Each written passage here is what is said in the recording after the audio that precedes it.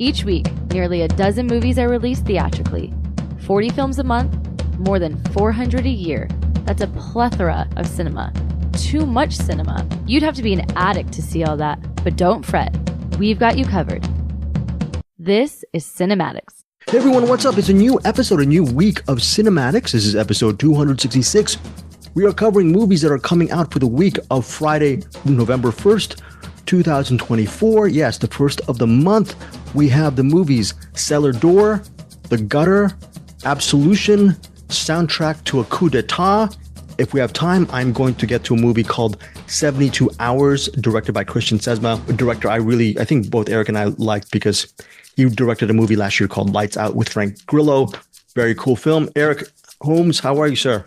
Oh, not bad. Well, it's sort of sad. Found out yesterday that a friend of mine died. Tabitha just had a stroke the other day and then passed out. Co-worker of yours? Oh no, she's just a friend of my sister's brothers, and like her and her family would come over and hang out. And yeah, she had 4 kids and great family. And it was just I just found out about this yesterday, but I believe she had a stroke and never recovered from it. So unbelievable. Yeah, she was pretty young. I believe she was around my sister's age, so around 40. And oh my goodness, it sucks. Yeah, Tabitha was a great person, and you know how life likes to take the good ones away, which means Greg, me and you'll be living a long time. A very long time. I think I'll probably be the last person on Earth living if they use that rule again. Yeah. So sorry for your friend Tabitha, and thoughts go out to her and her family and her loved ones. Yeah. So I'm assuming it's gonna be tough for you getting to this episode because I'm sure she'll be on your mind, understandably so. Here's the good news: none of these movies work. They all suck. No, I'm kidding. There's some movies that are interesting. You and I might disagree on Cellar Door. Because Eric and I, the movie that we're going to review together this week is Cellar Door. I did not get to The Gutter. Eric did. Bruce Perky with a cinematic. He's up in the attic doing reviews of The Gutter. Also, Soundtrack to a Coup d'etat. And he also has a review of the first 5 episodes of a new Apple TV Plus series called Disclaimer, starring Kevin Kline and Cate Blanchett. It's directed by Alfonso Cuarón. Disclaimer, will you ever get to that, Eric? Because it's directed by Alfonso Cuarón. You usually don't like TV shows or miniseries. Think you might even give that one a shot? No.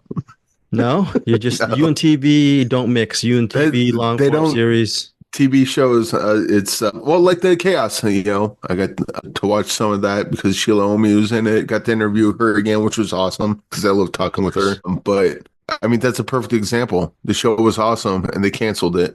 Yeah, so it's one of those things. What is the point of TV? I'll tell you what the point is. It's to waste time and take away from movie watching. No, I'm not going to disagree with that. I wish I had 48 hours in a day so I could get some TV watching under my skin. Eric disagrees. He's all about the movie watching. Well, Bruce Perky he bounces out. So we'll see if you want to know what you think, what Bruce thinks of Disclaimer, check his review out over at the Cinematic. Now let's get to reviews. Cellar Door. Eric and I saw this. Here is the plot synopsis of this interesting movie. Does the movie execute? We'll add to that in a second. Here's the actual plot synopsis. Quote, looking for a fresh start after a miscarriage, a couple, played by Jordana Brewster and Scott Speedman, find themselves being gifted the house of their dreams from a wealthy homeowner, played by Lawrence Fishburne. Here's the thing. There is one caveat of this deal. This couple, they cannot open the cellar door. Now, to paint a picture, this home is essentially pretty much a mansion, and it's beautifully done. The interiors are gorgeous. There's a couple things in the interior that might make you go, oh, this is kind of weird. There's a gun collection artifact situation off to the living room area. This horror thriller, it's 97 minutes. It's directed by Von Stein, a filmmaker that I like because he directed a movie called Every Breath You Take, which I think is underrated. It stars Michelle Monaghan and Casey Affleck's in it. And also before that, he directed a movie called Inheritance. He's very good with suspense thrillers. Cellar Door is a suspense thriller with Jordana Brewster and Scott Speedman. Eric Holmes, your thoughts on the movie? I was just looking up Every Breath You Take. I don't know. I haven't even heard of that one. Yeah. But yeah, I'll have to go check that one out, especially based on the Cellar Door. I like this one a lot. So first of all, the setup of I'm going to give you a house. It's yours free and clear. You can never go in the cellar door. And my thought is, oh, I wonder what the exact first thing they're going to do when they get to the house. They're going to try to get in the cellar door or peek in it. Then that's like the mystery throughout the whole thing. But it quickly becomes clear that what's in the cellar door is a metaphor or analogy or whatever for what, what's the thing in your relationship that's tearing it apart that you don't want to talk about. The cellar door is the elephant in the room. And it was kind of fun watching the relationships play out and sort of fall apart. And it all kind of leads to that cellar door. And the way it ended, we can talk about that in spoilers, but I really, really liked the way it ended. And I didn't think I would. This was like something that, like, on its face was about to annoy me, but the execution, how the movie went on, as it went on, I was like, I'm kind of right there with these characters. Like, at first, I'm like, just break that cellar door up and just, it doesn't exist. It's not there anymore. But then the longer the movie goes, I'm like, well, what's in that cellar door? Maybe we can come in through you said don't open the cellar door. Didn't say you could break through the floor and go through it that way. Yeah, the movie also co-stars Addison Timlin. She plays a co-worker of Scott Speedman's character, and she is a co-worker who might bring an extra level of complication to the couple, to the mansion, and to the aforementioned cellar door. So she's actually has a pretty, almost as big of a role. I think she has as much of a meaty role as Lawrence Fishburne in the movie. Yeah. That said, the three main characters in this movie, Jordana Brewster, Scott Speedman, and the house. I would say her part is bigger than Lawrence Fishburne's, because Lawrence Fishburne is basically just, hey, here's my house, here's the rules, and now it's yours. And then he just kind of disappears for the rest of the movie. Correct. Yes, you're right. Actually, Addison Timlin has some interesting scenes in the movie. And with a suspense thriller, you're going to have your share of twists or surprises, which Eric and I will not give away. But I thought that was fun. I thought the twists were handled pretty okay. Eric, don't you think? With Cellar Door? Yeah, and the thing about this is it wasn't quite it definitely had thriller elements to it, as you would expect for a movie with a setup like this. But it was, it played a lot more abstract, I think, with the concept than a movie like this normally would. It was a lot more tasteful than I thought it would be. I thought it was going to be a cheesy suspense thriller, but you have Jordana Brewster. And by the way, if this was a cheesy suspense thriller, that I would have been totally fine with that. 100%. I would have been totally fine with that as well. But you have Scott Speedman and Jordana Brewster in the lead roles. They do a good job because you believe them. You believe the predicament they're in. And it was cool for the opening. Eric was saying the opening act with Lawrence Fishburne. That's a really cool little movie in and of itself, because it's like, here's the great actor introducing these people to this beautiful home. It's a great, really cool 15-minute watch. And then the rest, you have to figure out, are they going to open the cellar door or not? What will happen to their lives if they do open it? But then, as Eric says, maybe the cellar door is indicative, or it reflects maybe a bigger picture of what's going on in each of their lives and the inner demons they must face within Cellar Door. It's in select theaters and digital November 1st. Eric Holmes, your rating and final comment on Cellar Door. I think just on its face, this is a 4-star movie, but I think the way they handled it just kind of elevates it a bit. So I'll go 4.5 on this. 4.5 stars from Eric Holmes. Yeah. I'm giving Cellar Door 4 stars. Eric and I will do a quick mini review, as in, after we're done recording this, we're going to do a 2 or 3 minute discussion on the ending of Cellar Door, whether we liked it or not. That spoiler will be available for our Cinematics Patreon members. And I'm also thinking of opening up our sort of early access Patreon stuff to Apple Podcast subscriptions. I haven't gotten that started yet, but if you're a Patreon member, you get our spoilers a week earlier at least. I mean, Eric, I uploaded a spoiler I did for this movie called Nocebo. I put it up on our Deepest Dream YouTube channel. Nocebo, I Very uploaded timely. that. What? Which one? Very timely. Very timely. People are going, what's Nocebo? Oh, well, that was a movie that was released in 2022. I should have released that maybe a couple of weeks after. I put it on Patreon first, and then, no, not a week later, 2 years later, I released it on our YouTube. So Patreon members, maybe even Apple Podcast subscription members, you will get early access to our spoilers, which Eric and I are going to do for Cellar Door. And Eric does not know this, but I'm also going to add Von Stein's comment on the end of Cellar Door as well within our spoilers. I'm going to put that in for our Patreon listeners, members. Yeah, it's nice. Me and Eric will talk for a couple minutes, and then we'll throw it to the big star of the party with Von Stein giving his thoughts on Cellar Door.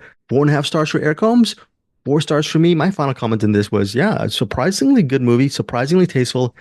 And Eric, it would be interesting to see what you think of Every Breath You Take and Inheritance, especially Inheritance, because I don't know if you're a Simon Pegg fan. If you are, he's fantastic. And I think it's called Inheritance. I believe, it's called. It's not a TV show, is it? No. Then I'll watch it. Wait, what is the name of Phil Collins' daughter? I got to look her up again. She's in Emily in Paris, but Phyllis Collins? What? No, but no. And her name's not Susudio. I forgot what her name was. I'll look it up in a second, but that movie by Von Stein was very, very good. Cellar Door is good as well. Check it out again in select theaters and digital November 1st. Now, Eric's home. Eric, Lily. What? Lily. Which one? Lily what? Lily Collins, I imagine. Oh, Lily Collins. Okay, yeah. Lily Jane Collins. Yeah, Lily Collins for Inheritance. And I guess the movie was called Inheritance. Eric, I think you'd appreciate that movie. Yeah. I like Joe Russo's The Inheritance. If it's anything like that, I'm all in. Joe Russo's The Inheritance is very good as well. You get Joe Russo, by the way. Yeah. Eric Holmes' mind is not in the gutter. He's pretty much a family show. He's a pretty clean person. I don't know. Bruce Porky, actually, when you listen to his review, he gives it some really good marks on The Gutter. But The Gutter is a movie. It centers on this guy named Walt, who lands a position tending bar and deroaching shoes at his local bowling alley. It's called Alley Cats. He might have found a home, and the problem is Alley Cats has money issues, and he's pressured by a former pro bowler and current champion drinker, Skunk, played by Darcy Carden, to accept his role as the greatest bowler ever put on the face of the earth. The movie also stars a bowling legend, Linda the Crusher Curson, played by Susan Sarandon, and also it co-stars Paul Reiser. Bruce Perky in his review was saying this is a dumb comedy in a good way. Out on November 1st in theaters and on digital. Eric Holmes, your review of The Gutter. By the way, Shameik Moore, who plays Walt, is also the voice of Miles Morales from those Spider-Verse movies. Eric Holmes, take it away. Okay, well, first of all, this is better than the Spider-Verse movies. This movie is freaking hilarious, and some of the jokes I can't say because they like his name. Like, what's your name? It's in time. They're like, cool. We'll just put Walt down. Yeah, but shoot, what can you say about this? It was this one, and the one we saw last week. Let's Start a Cult. Yeah, comedies are back, baby. No, it was great. Watching a Walt and Skunk's kind of relationship through this, and their kind of back and forth was really fun. Susan Sarandon, dude, she's a greasy snake in this movie, and I love her.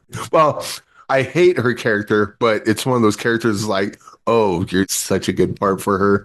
Paul Reiser is like the commentator. He's just this is hard to describe because it's a family show. He's a Richard head. Oh, very good. He's a Richard head. Yes. He's a real jerk, but he's funny. Yeah, just all the characters in this. This is probably closer to Dodgeball than it is. Like, it's not anywhere near Big Lebowski. Because Big Lebowski's funny, but that's got like a different kind of humor than this one. This one's more like Dodgeball or maybe even Kingpin if we're basing it off of other bowling movies. Right. So if you like those movies, you're going to enjoy The Gutter. Yeah. And even I just crapped on TV shows, but I Think You Should Leave. It's got that kind of humor in this as well sometimes. But this is really good. Mm-hmm. And then they do I don't know if they did this on purpose. They did it pretty consistently, so I think it's on purpose. But one of Walt's superpowers is that he's just really good at bowling. He's just naturally good. He throw like the first time they bowl, he bowls like 3 strikes in a row. And then Skunk's like, how do you do that? And he's like, I don't know. It's just you aim and throw the ball. What's so hard about it? Like, it just comes natural to him. And so like he would just start like throwing the ball down in all these weird ass ways, and they would just constantly be getting strikes. But you would see him bowl, and the ball would kind of veer off into the gutter, and then it would cut to a close up of the pins where the ball hits it right in the middle. but like the edit doesn't make sense because there's no way in hell the ball would have made it that way. But they do that constantly, so I think that's like one of those like detail type jokes that they have in there. But yeah, Gutter really good. And I coming off the week after watching Let's Start a Cult, I'm happy as hell about both of these. I hate to be cliche, but are there laugh out loud moments when you're watching it? You actually audibly laughed? Oh yeah, Okay. yeah, All right. yeah, a bunch of them. And much like Let's Start a Cult, I gotta usually watch a comedy like 10, 15 times to like catch all the lines and then be able to repeat them. So I don't remember a lot of them, but I do remember laughing my butt off at pretty much everything. How's Darcy Carden as current champion drinker skunk? That sounds like a very interesting character. Oh yeah, she's weird, but She's funny weird. funny weird. Pretty much all the characters in this are strange, but like in funny ways. But yeah, her and Walt's relationship is really good, and yeah, Darcy Carden. Yeah, I don't know. She looks familiar, but I don't think I've seen her in anything previously. Okay. I had to have seen her in something, but I would like to see more of her for sure. So that is The Gutter, a stupid, dumb comedy that Eric Holmes really enjoyed. It's No, not a stupid, dumb comedy, a freaking hilarious comedy that has stupid characters in it, but the comedy itself isn't. Oh, maybe it's a little stupid, but either way, it's good. Go watch it. Thank you for that correction, Eric Holmes.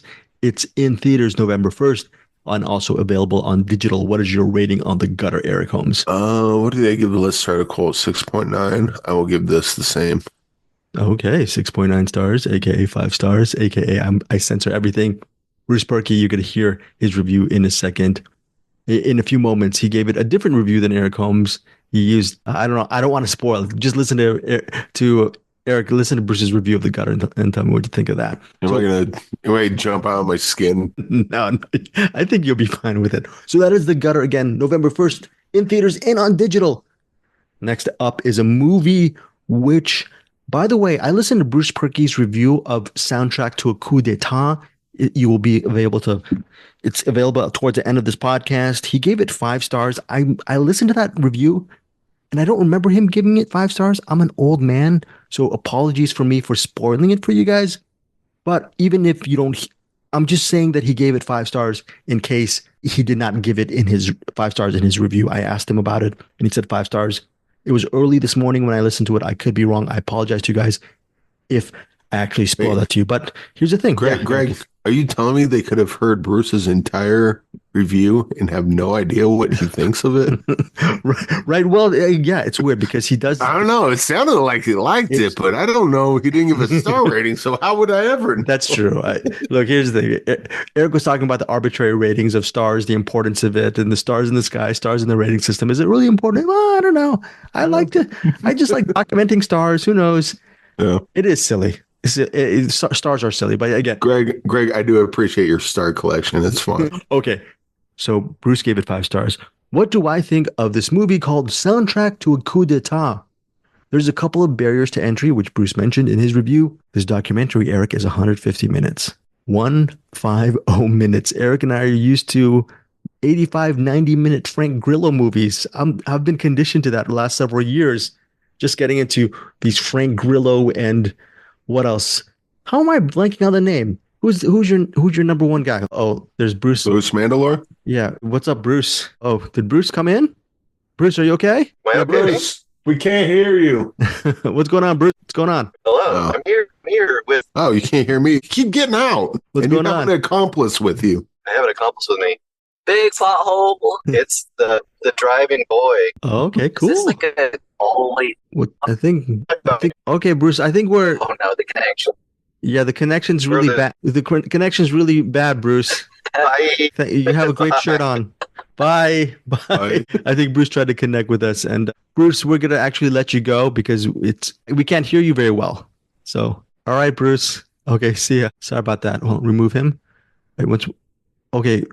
You know what's so sad, Eric? It says once removed, Bruce will not be able to rejoin the meeting. I feel so bad. I'm gonna remove Bruce right now. So can you message Bruce Perky and say, wait, don't report. Wait. No. I'm just hold on. No, I don't want to report anyone. Don't report. Okay, don't report. Okay, so anyways, Bruce Perky tried to sign on. I'll message him later and apologize to him. It just didn't sound so great, but it's interesting. He chimed right in for soundtrack to a coup d'etat. The movie is 150 minutes. It's a documentary from Kino Lorber. And here's a couple of the really good. Actually, here's something that might entice you to watch it, okay? It's, quote, a vibrant, kinetic documentary from acclaimed filmmaker Johan Grimonprez. Soundtrack to a Coup d'etat made its world premiere at the 2024 Sundance Film Festival, where it won the Special Jury Award for Cinematic Innovation. All right. So winning that award for cinematic innovation at the 2024 Sundance Film Festival, 150 minutes, some really interesting stuff. And it's a very complex narrative. And it's really one of my favorite films this year. And I don't even know how to explain it. First off, if you like jazz, or if you Miles Davis, John Coltrane, Max Roach, if you like jazz themed movies or jazz as a music itself, soundtrack to a coup d'etat may be up your alley. Because why? Because the music for soundtrack to a coup d'etat is primarily jazz, and it's fantastic. The editing of this documentary is really immersive, quick cutting, and it tells a really interesting, compelling story of this Congolese independence leader named Patrice Lumumba. He was the prime minister of Congo back in the early 1960s, and there is a 1961 assassination, and it centers on his assassination and the controversy and the corruption that went on regarding the killing of Patrice Lumumba. And for 150 minutes, it delves into the CIA, the Belgian government, Russia, the United Nations. Who are the culprits in his assassination? What's going on with Congo? Congo, the DRC, it actually around this time claimed its independence, but was Congo itself an independent country? Because at the heart of Congo is this mining company, and what they did was they would mine uranium, this Belgian government. And when you have this mining company and you're actually mining very expensive natural resources, there's money to be involved, and when you follow the money, you're going to follow the corruption. So a lot of the movie, it's a political documentary. It's very immersive. You don't have to like. I'm pretty much ignorant when it comes to politics, but I really, within 150 minutes, I got a bird's eye view on what the climate was like, the historical climate, the social, political, economic situation in Congo. I found very interesting. And it's set to that great jazz music. I mean, there's a song from Nina Simone called Wild as the Wind, and it's a big part of the movie as well. There's also a couple of tracks from John Coltrane, Miles Davis, Dizzy Gillespie, Louis Armstrong. Also, it's not an arbitrary creative choice for using jazz to soundtrack to a coup d'etat, because Louis Armstrong was actually at one point sent as sort of, is the word emissary correct? As he was set to play in the Congo, or I believe Lumumba or other political officials.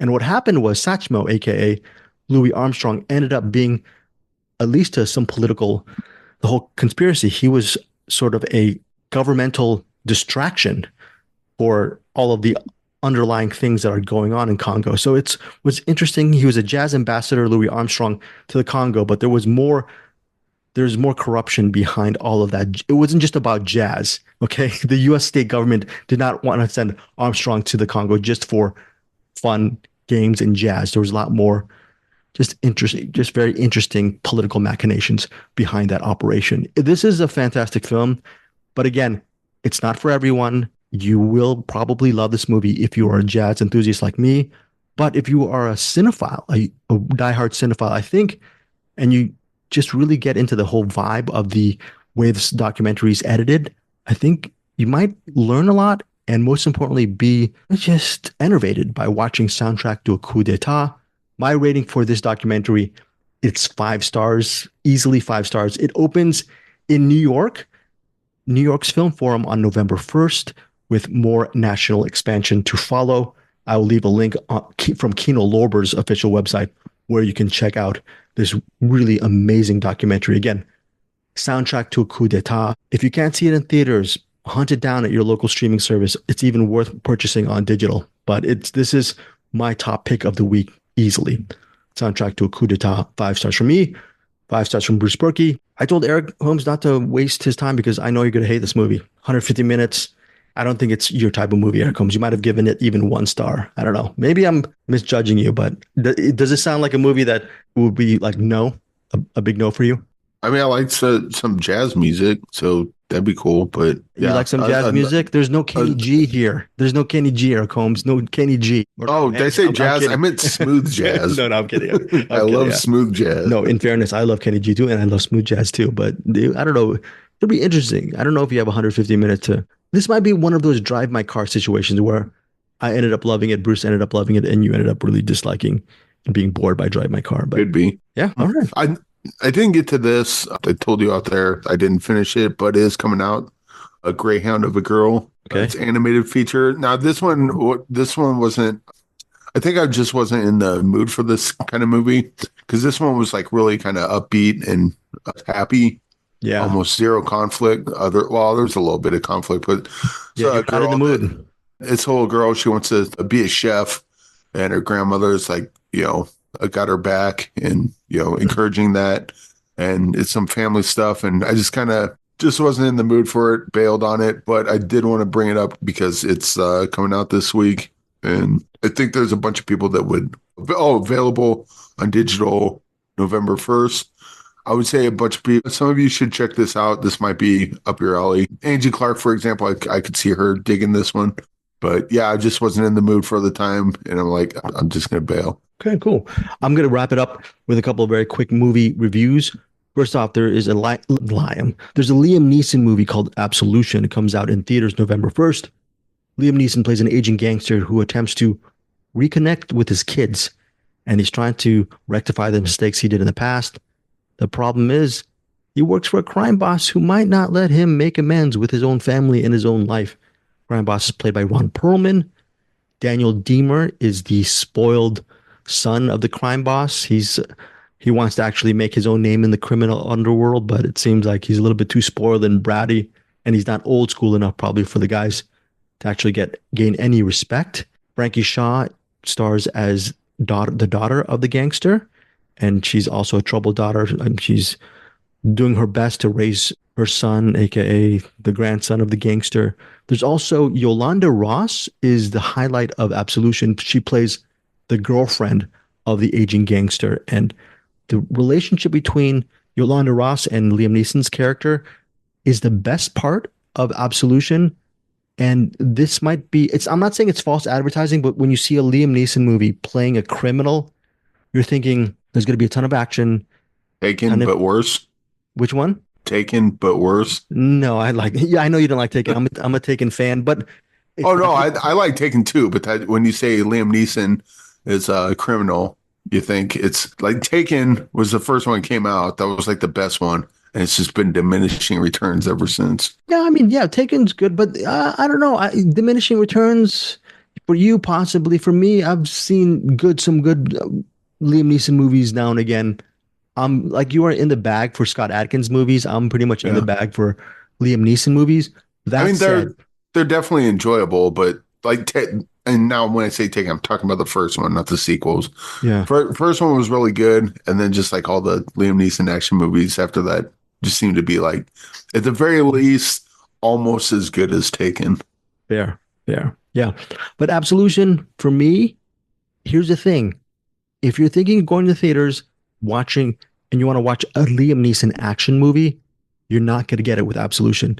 What happens is this gangster, about 20 minutes in, it's not a big spoiler, this is part of the plot synopsis, he finds out he's not in the best of health. And part of him not being in good health means he's having trouble just navigating himself around his world. And it's interesting to watch his health slowly deteriorate as the movie progresses. This is more of a drama than anything else. And this family drama situation at times worked for me, especially during the scenes with Yolanda Ross. And there are some good moments in this movie. That said, you will not like it if you're expecting a straight up action movie. The third act, there's some action. There's some really good action in the third act, but that's just a small little pocket for Absolution. So if you're looking for a Liam Neeson drama with some violence in it, Absolution, that's the best way to look at Absolution. I'm giving Absolution, I ended up enjoying the movie, specifically for Yolanda Ross's performance and her scenes with Neeson. Neeson's good in this movie. Hey, Greg, before you give the star rating. Yeah. So, Greg, should someone see this? Absolutely or absolutely not? Right. It depends. It really depends. Just do not expect an action movie with Absolution. Expect a very introspective drama with violent elements. I'm giving it 3.5 out of 5 stars. So Absolution hits theaters November 1st. Finally, there's an action thriller called 72 Hours, directed by Christian Sesma. Sesma, I said it towards the top of the program. He directed a movie that Eric and I both enjoyed, the Frank Grillo film Lights Out. Movie stars Sam Trammell and Cam Gigante. I believe it Gigante. Yeah, Cam Gigante. Sam Trammell is an FBI agent. Cam Gigante, or Gigande, is the brother who is really well off financially. And the reason why he's well off financially is he is a crypto money launderer. Okay, so what happens is during a raid, they end up bumping heads. He tries to arrest someone in a hoodie, running off with some valuable information, and that person in the hoodie happens to be his brother. So what happens is they end up teaming up to figure out to take down the person involved in this whole big crypto scam. And the movie also stars, you're missing out. It also stars Nikki Whelan. Vernon Davis is in this movie as well. There's some really interesting stuff in this movie. I like all of these actors. The problem with this action thriller 72 Hours, and I like Sesma as a director, the screenplay is a little bit lackluster. And for me, it was just my enjoyment from this movie was watching the principal actors in a movie. And I know that's not the reason why to watch a movie, but I love seeing Nikki Whelan. Plays a mercenary and she's sniping off people.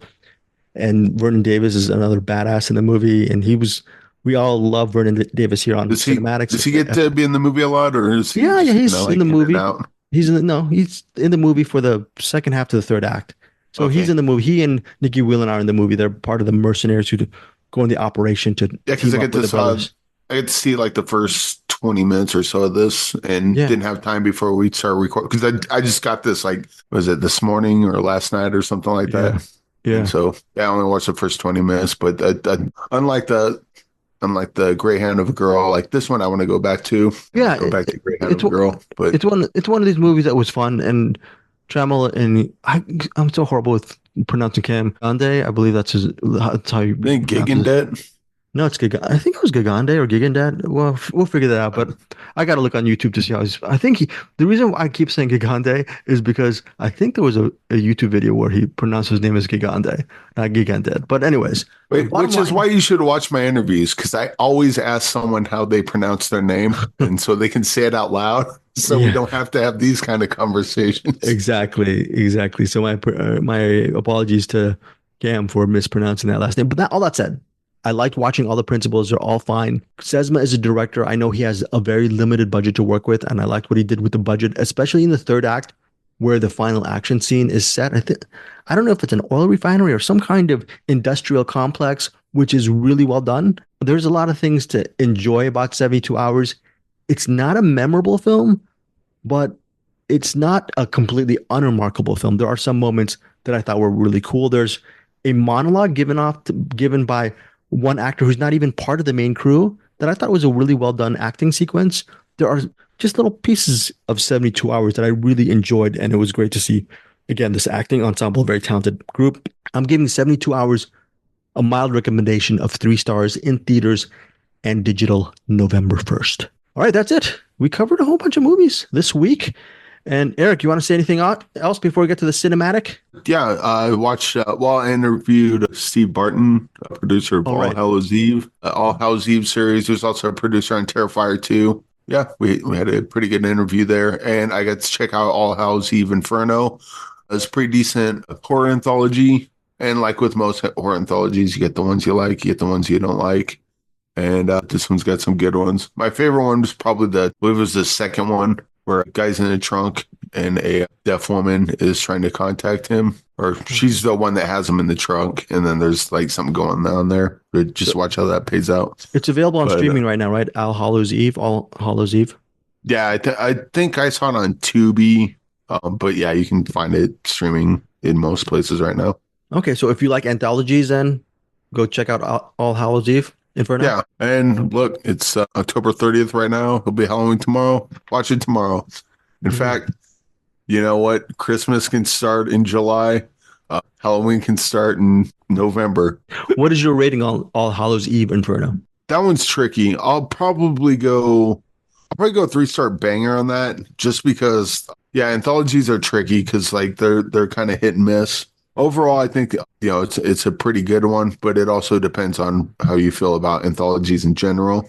This isn't gonna like knock your socks off, but if you like horror anthologies, it's probably a pretty good one. Okay. So that is it for. Are you going to watch any movies for Halloween, Eric? I'm going to work on Halloween. Oh, geez. Okay. And if we got time off, I'll probably try to sleep on Halloween. Actually, you know what I'll probably do on Halloween once I get home? Just play Blood on the Clock Tower.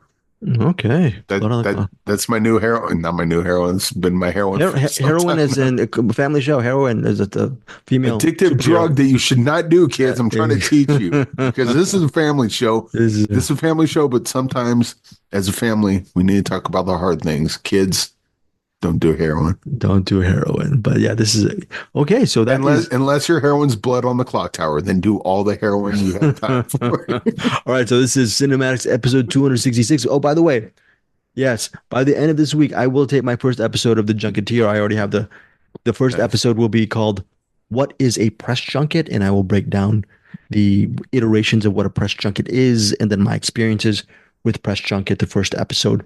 That will be only available to our Cinematics Patreon listeners. I'm walling that podcast off. Cinematics Patreon and eventually Apple Podcast subscription. If you have a $5 catch-all, I believe, for podcast subscription. So Apple Podcast subscriptions and Patreon. Look out for those. You're going to get the Junketeer, a separate podcast by me. You're going to get early access spoilers from me and Eric and Bruce, and a bonus episode every month where we cover movies on a given year. We review 2 movies from a certain year. So, for example, I just uploaded it today. We did I Love You to Death and Pacific Heights for the year 1994 Patreon. For our November Patreon, November 1st is on Friday, we're going to look at the year 2000. So we're going to pick 2 movies from that year and do that as a bonus episode. So a lot of stuff from our Patreon, $5 from Patreon for our Patreon members and $5 for our Apple Podcast subscription members as well, which I have not enabled yet. That's a way to really support us. Also, our Cinematics YouTube channel. If you want ad-free stuff, you can get ad-free episodes on our Cinematics YouTube channel and on our other YouTube channel, Deepest Dream. That's where we have the video versions of these reviews. Yes, Eric Holmes. You want to close it? I almost forgot. Actually, I did forget, and I just reminded myself when I brought up Blood on the Clock Tower. One of the guys on there that I play with sometimes, his name's Chris Ridings. He's an actor, and I knew this was coming out for a while, but I didn't know it was out already. And I think it came out like a week or 2 ago, something like that. But he was in a movie called Crackoon. It was kind of basically a B movie writing that whole Cocaine Bear thing. Yeah, and I just found out about that the other day. So I'll probably be bringing that to the show. And if I can get a hold of him, maybe we can get him on the show as well. But yeah, he's a cool guy. And he's also like, he knows the movies that he makes. Because like a lot of the movies he's in are like these silly B movies, but they're really fun. And like, yeah, he's got a good mind about that sort of thing. So looking forward to Crackoon. And Crackoon, I believe, is available right now. So go check it out. Crackoon, it's about a raccoon on crack. Probably goes around killing people. That is hilarious. Okay, that is it for this week's Cinematics, episode 266. We'll see you next week. And of course, before we get to Bruce Perky, here's Claire. Thank you for joining Cinematics. Hey, back in the Cinematic, the attic of cinema, and hopefully it'll sound a lot better this week because last week it sounded really weird and I had to run out of here. I didn't check my audio and I made a rookie mistake. I think I had my microphone turned backwards, so it sounded like this. That was probably really annoying to hear. It sounded like this. Anyway, I'm going to turn it back. Hopefully all of that didn't rumble and make too many noises that aggravated your brain. Your brains. How many brains do you guys have out there? I don't know. Is it a collective brain? How does this work? Okay, this week for the week of November 1st. Yes, because I think this comes out around Halloween Day or the day after, which would be November 1st. They might have about 4 or 5 movies for you. I only have 2 movies and a recommendation, but I think I've got a good variety here for you. So hopefully that'll give you some stuff to chew on. Movie-wise, chew on with your eyeballs. How does that work? Chewing on things with your eyeballs. Oh, by the way, a quick thank you to Middle Class Film Class. They have a thing where if you share their stream and share their YouTube videos and stuff like that, they put you in a drawing for some random physical media. And I did win last week, and I got Big Lebowski 4K edition. Awesome. There's a ton of extra features on there, which I do want to watch. And there's also a little grab bag of just some DVDs, 3 random DVDs that are like sealed and wrapped up so they don't even know what they're sending you. I assume it comes from a local thrift or video store. So you just get some random old DVDs. And the DVDs that were in that I opened up were Some Like It Hot, fantastic movie. That alone is worth it. Napoleon Dynamite, which I have mixed feelings on, but there's some stuff to enjoy in Napoleon Dynamite for sure. And I don't have it. And then Albert, what's it called? I can't read my own little thing over here. My eyes are terrible. Albert Nobbs. I don't know what Albert Nobbs is, but it looks like a stuffy British drama. But hey, what the heck, man? Get some extra DVDs. But Some Like It Hot is very exciting to me because that is an all-time classic movie, as most all of you know. Anyway, thanks, Middle Class Film Class. You should be checking them out too. There I am promoting another podcast. But we're all in the podcast family here at Cinematics. Okay, here we got 2 features. The Gutter. It sounds like a drama. Something that might be like very like down and dirty, like people living on the street. We'll find out. And then we've got Soundtrack to a Coup d'etat. Now that sounds like, I don't know what that is. That could be a comedy or a musical, or maybe it's a French period drama or something. I don't know. And then I'm going to give a recommendation of a TV miniseries. And what is a miniseries? We don't ever talk about those anymore, do we? And that is Disclaimer. All right, let's start with The Gutter. The Gutter is directed by Isaiah Lester and Yasir Lester. I did not look it up, but I'm assuming they are probably brothers. And, last week we had, what is it? Let's Start a Cult. And we were talking about kind of how we were missing these kind of dumb but fun comedies. And amazingly, we get another one this week too. Now, for me, this isn't quite hit the heights of Let's Start a Cult, but there's a lot of fun stuff in this movie as well. But this is a straight up silly, goofy, comedy that you would just see coming out in the, early thousands, late 90s kind of a thing. Basic concept is you got Walt, played by Shameik Moore. And Walt is the star of this thing. He's everything pretty much in this movie. Although you'll see some main name stars in this. This seems like a low budget comedy, but there are definitely people in here that you'll recognize when I list the rest of the cast. You got Shameik Moore. You have Skunk. That's kind of the other main co-star of this, just played by Darcy Carden. And then along with that, you've got a few other people you might know. Let's see. Paul Reiser and Susan Sarandon both play kind of big parts in this. So you wouldn't think that they would pop into this kind of silly, lowbrow comedy in this era, but they do. So basic concept is it starts out and Walt he's applying for a job at a bowling alley, and he's right out of the gate. He's just you can tell he's just not good at much of anything. He's not wearing a shirt. He has a thing for not wearing shirts or not having sleeves on anything ever. He's just a major goofball, right? And he gets the job somehow because the owner of the bowling alley, Alley Katz with a Z, kind of just decides that she likes him, even though he's, ridiculous. He gets the job. You're not even sure exactly what he's going to do because very quickly he just meets up with the other people that hang out at the bar, or the bar of the bowling alley. If you've ever been to a bowling alley bar, that's definitely a place to meet interesting people. He immediately meets Skunk, and she seems to be just a lifer, a lifer at this bar, barely awake, just probably drunk 90% of the day, has to get drunk to get an even keel in the morning, that kind of thing. And you find out, is there partly because she's an ex-pro bowler, but she's obviously fallen down her luck. And then there's also, who else is there? Oh, Brother Candy, played by Rel Battle. Brother Candy shows up, and he's one of those dudes that's always, kind of preaching to you his own version of the world and justice and religion and all of it kind of combined, and maybe African stuff. And he's the guy that kind of comes in and everyone knows what he's up to, but also they're kind of annoyed by him. They're kind of okay with it as well. Anyway, these are kind of main characters that pop in, but right out of the gate, the health inspectors or whatever show up, and building inspectors, and then everything is in violation at Alley Cats, and she's got to get it up to code, or they're going to have to close it down. So what are they going to do? Well, you find out really, really quickly that Walt, he can bowl. He doesn't know he can bowl. He's never bowled before, but he's in a bowling alley, so of course he's got to try it. And he's, like spinning in circles and throwing the ball in like wild ways. And no matter what he does, he seems to be able to always get a strike. Like he can't not get a strike no matter what he does.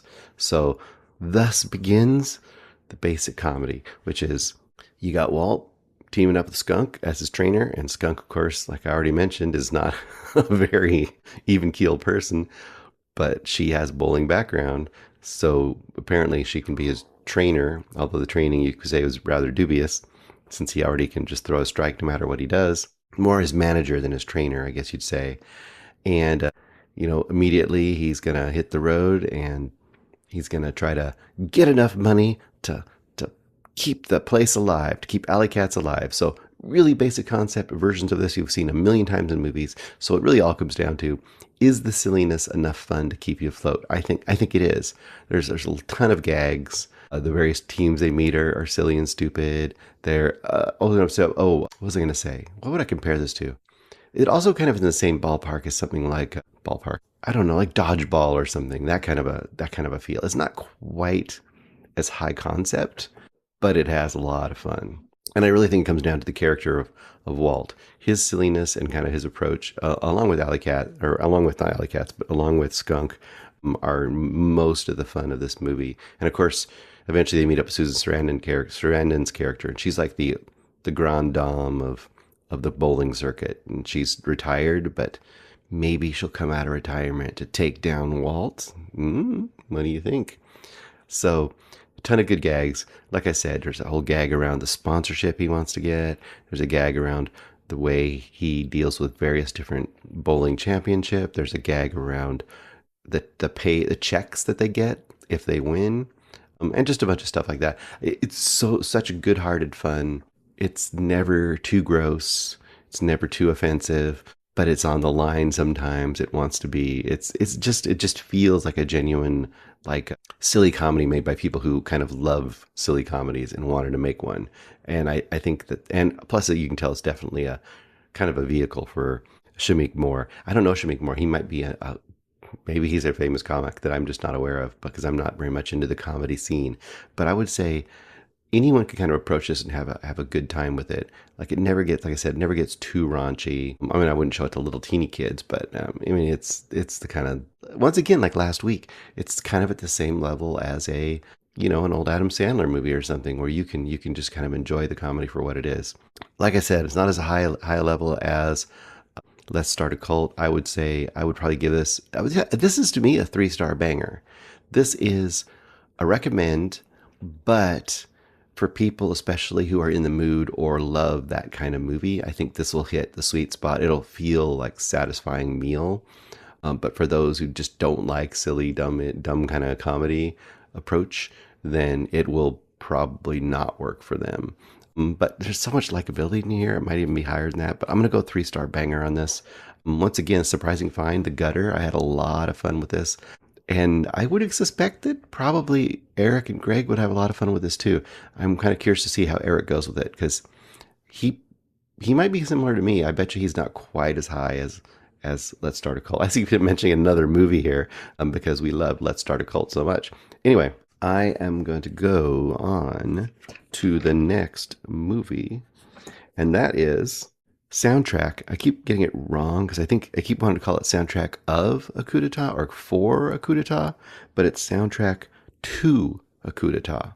So, and this is directed by Johan Grimon Perez. I don't know if I can say that name right. Johan Grimon Perez, maybe? Grimon Perez.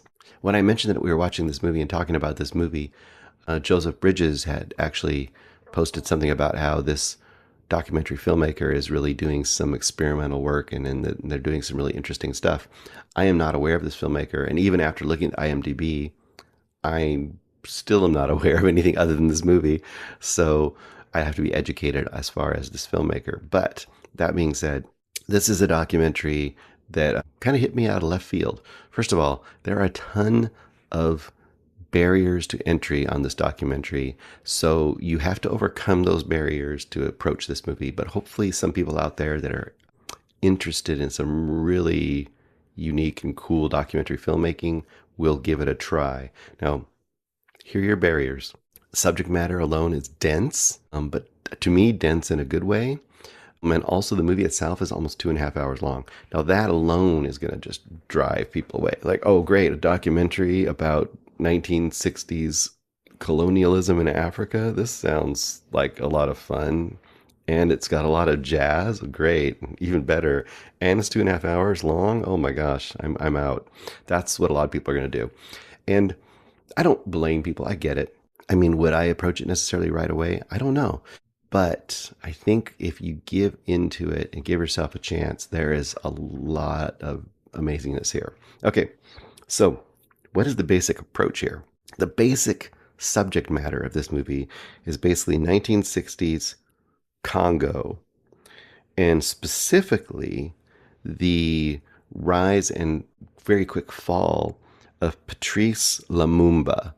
And Patrice Lumumba basically was the first independent, when Congo got their freedom, independent president. I think it was president. I think that was his official title, but basically leader of the Congo.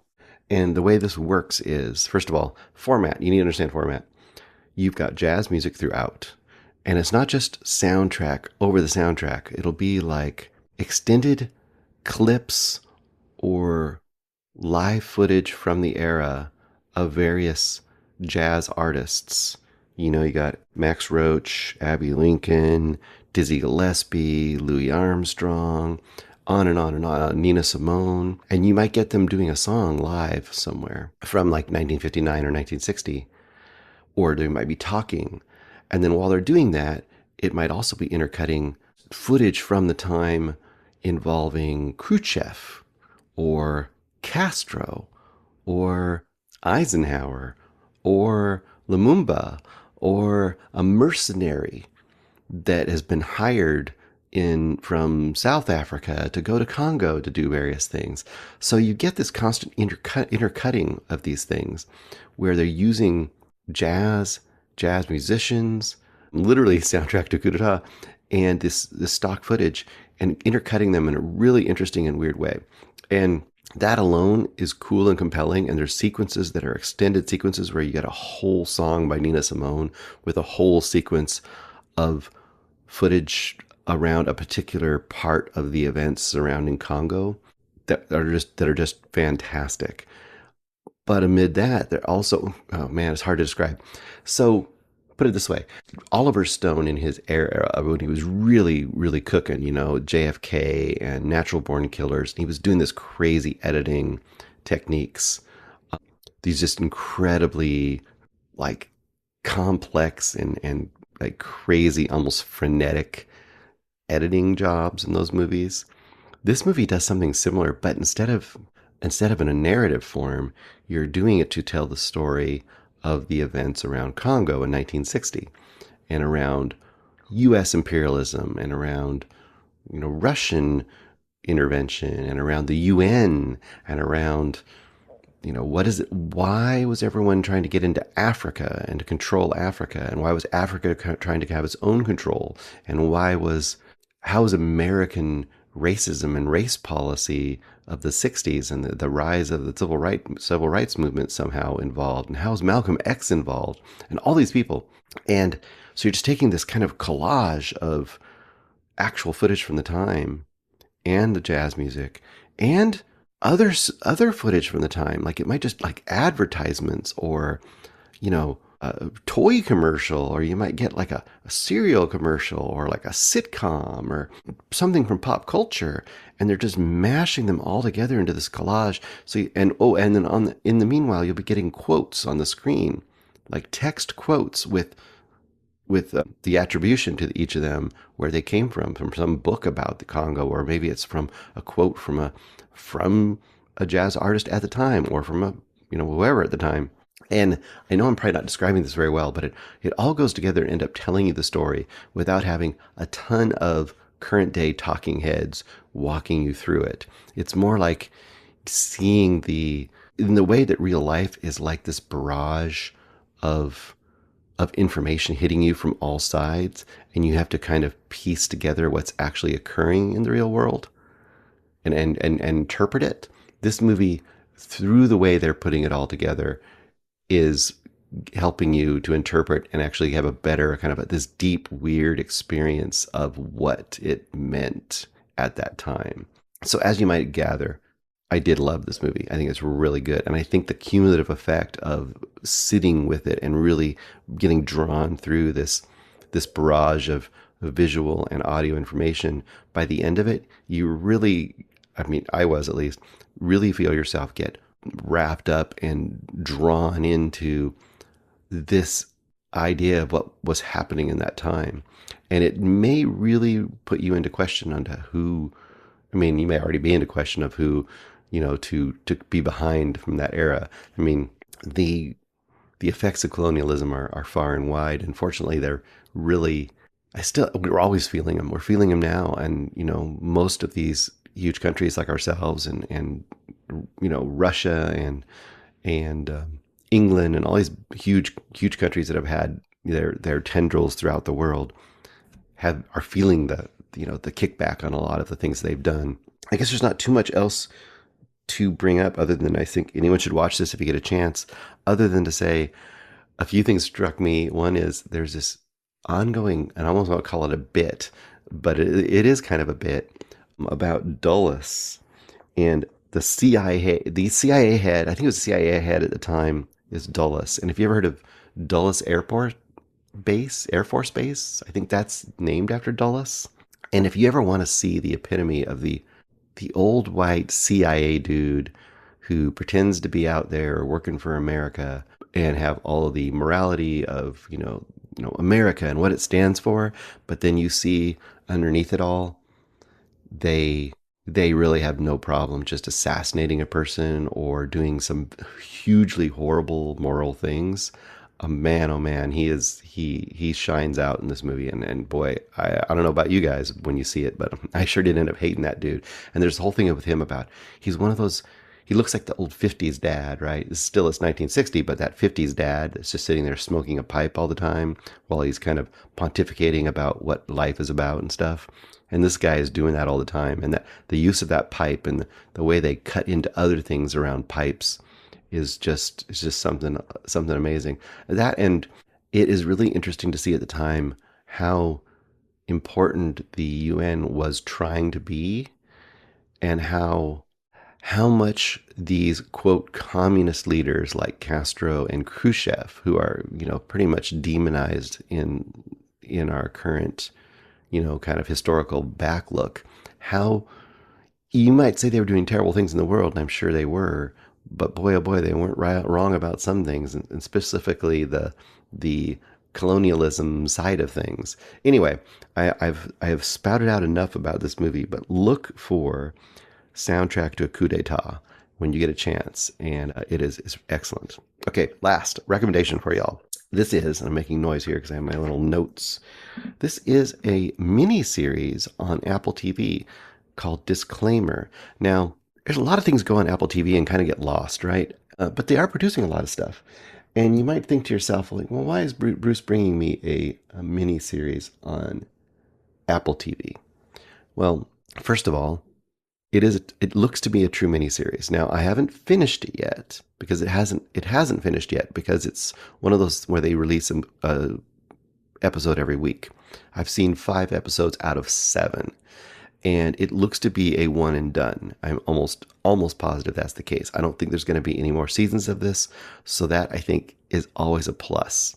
I think that I'm hoping for more and more a true miniseries where they don't try to make ongoing seasons of some of these, because what it does is it really allows you to have stakes.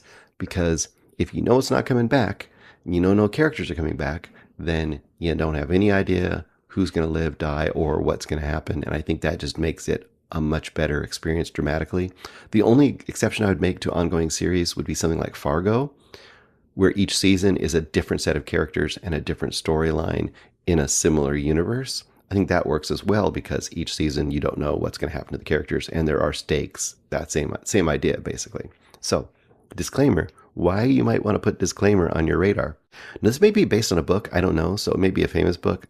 It isn't for me, but it seems like it's based on a book because of the way it's presented and the way it's going forward so far. But this is directed and written, or at least written from a book maybe, written by Alfonso Cuarón. And obviously that's a huge name in filmmaking. And I don't think that I know of, he's never done a series quite like this. But once again, I'm not fully aware of his entire, output. But of course, most of you all know him for Roma and Y Tu Mamá También, which I think has very interesting comparisons to this in some way. What else? Gravity. Now I get confused sometimes. Gravity, I believe he did, and I believe he also did Children of Men. If I'm not wrong, I got the right names. I think I got the right ones. So, who are the stars of this? Playing Catherine is Cate Blanchett. Okay, well, Cate Blanchett, it's always awesome. Playing young Catherine, that should tell you something, is Leela George. Stephen is Kevin Kline. You've got Robert Sacha Baron Cohen in a totally serious part. He is not playing it comedic at all in this, and he's doing a really good job. Leslie Manville is in here as well, Louis Partridge, and then as the son of Catherine, you've got Nicholas, played by Cody Smith McPhee, which we had recently in the what's the name of that movie? I didn't like it. Oh my gosh. By the woman who made the piano. Oh, what is his? Anyway, you know what I'm talking about. He was in that movie where he played the cowboy kid and all that stuff was happening. I'm not describing it very well. I'm describing it terribly. But some of you know what I'm trying to say. Anyway, what is disclaimer? Basically, the Catherine character, Cate Blanchett character, she is a successful. She's in England. She's a successful documentary filmmaker. She's kind of built a little empire. She's very renowned. She's kind of in society at this point. She's made her way up. She is married to the Sacha Baron Cohen character, and he's a very, he's kind of the boring British husband dude, right? He's into wine. That's his thing right now. And you get the feeling that they're just at a content life. Their son is, not doing the best. He's in his 20s, and their son is, like I said, he's the Cody Smith McPhee character, or played by Cody Smith McPhee. He's living his life, but he's not as successful as they might have wanted for their kid, but he's also seeming to do okay. And that's kind of the setup. And then one day, she gets a package, and you don't immediately know what the package is, but she starts to kind of freak out. And essentially, and I'm not giving away a spoiler because this is kind of the basis for the whole series, essentially, she has been sent a set of photos. I won't fully reveal what those are. A set of photos and a book.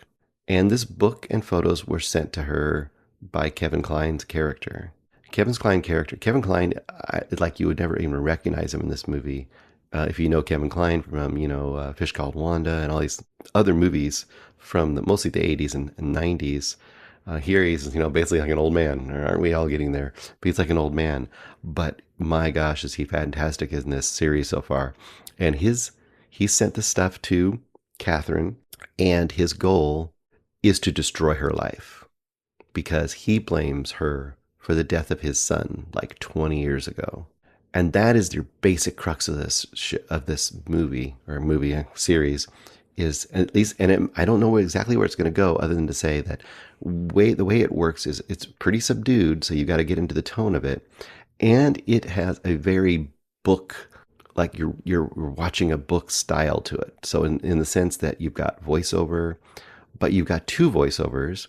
You'll drop into Kevin Kline voicing over things, and then you'll drop into Catherine's, the Cate Blanchett character doing her voiceover. And like any good voiceover, so bad voiceover, of course, is just doing all the stuff, doing all the work that the movie doesn't want to do. But in this one, I think it's done right. And that is, it's giving you character information to compare to what you're seeing happen on the screen. So in both cases, you most likely have two possibly unreliable narrators, and you have to decide constantly, like, how much do I believe them? And they're constantly telling you what other people are doing too. They'll be telling you about their own lives, almost like you're reading a little part of a book while they're voiceovering to you. But then sometimes they are talking about how the other person in their life, what they're doing. And then you're really wondering if you're believing what they say, because they're doing it almost in an omniscient tone. So, Catherine might be giving a voiceover telling you what her husband is feeling. And you're like, okay, but how do I believe what she's telling about her husband? But you're seeing him, so you're believing it. But am I seeing what she's saying? Or am I actually seeing what's happening? Now, I don't want to get the feeling this is surreal. It's not. The other main thing, though, I would tell you is the format, especially in the first about 3 episodes, is you have a lot of flashback. But the flashback is good because basically you know that Kevin Kline's character's son is dead. You know that he blames Catherine. So you have an extended flashbacks to see how his son met Catherine and what kind of, relationship they had and how it maybe led to his death. So there's kind of a double narrative going on. You got that going on. So you're kind of like, well, how's that going to lead to his death?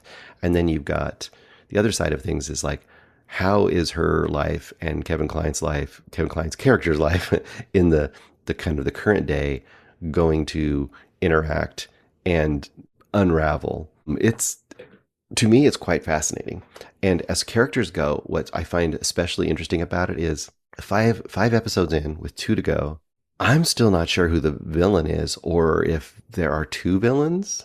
Like, is the Kevin Kline character a villain? Is Catherine, the Cate Blanchett character, a villain? Are they both villains? Are neither of them villains?